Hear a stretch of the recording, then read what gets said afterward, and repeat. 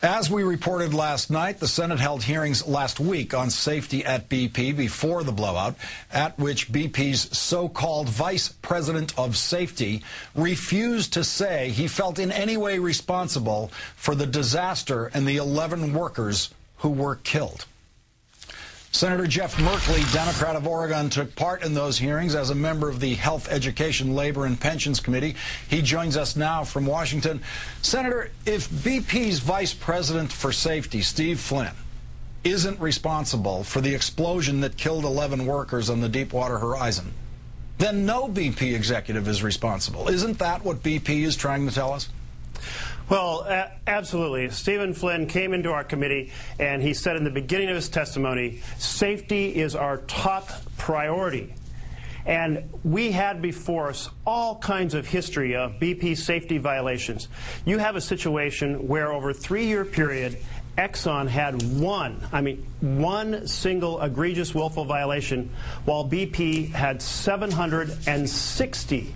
And that contrast, this is a company that absolutely ignored safety, cut every corner in favor to turn a larger profit, and coming before the American people, before Congress, and saying safety is number one, completely unacceptable.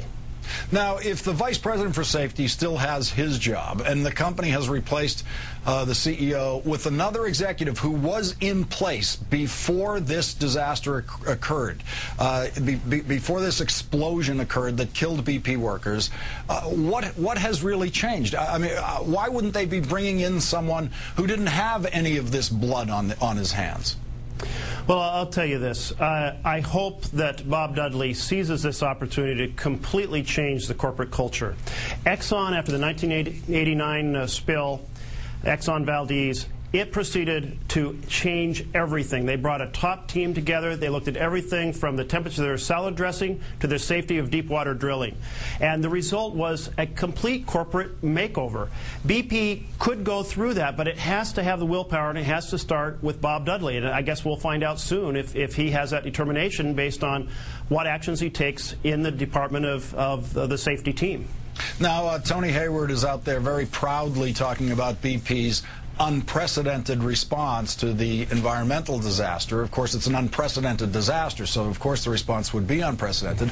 But what is really unprecedented is what you just pointed out about BP's occupational safety record, as was pointed out in the hearing, and you've pointed out here again. Egregious violations in this industry, 760 out of 761 of them belonged to BP prior to this explosion. I mean, what do you have to do with a company like that to get real change? And what will you be looking for after Dudley takes over that you could call real change? Well, I think the first thing we'll look for is whether Stephen Flynn remains in charge of safety. This is a man who's been with the company for 25 years. He's been head of safety for a long period of time. He had every opportunity after previous disasters to make over the company. Didn't do it. Maybe he tried. Maybe he wasn't allowed. But whatever the reason, he didn't make it happen. And so that will be a clear indication. But Congress also has to do its part, because certainly we have not been clear enough, strict enough about the requirements necessary to both protect workers and to protect the environment.